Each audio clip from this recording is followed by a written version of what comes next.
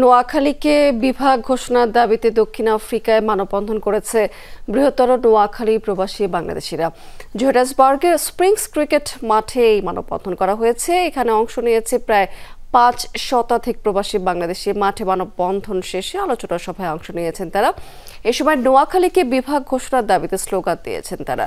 আব্দুল্লাহ আল মামুনের সঞ্চালনায় হয় সংক্ষিপ্ত আলোচনা সভা। এতে বক্তব্য রেখেছেন সেখানে নোয়াখালী অ্যাসোসিয়েশনের সভাপতি মোস্তাফিজুর রহমান, আদনান মোহাম্মদ, মোশাররফ হোসেন, আব্দুল আওয়াল তানসেন, নাসের হাজারি সহ আরো বেশ কয়েকজন।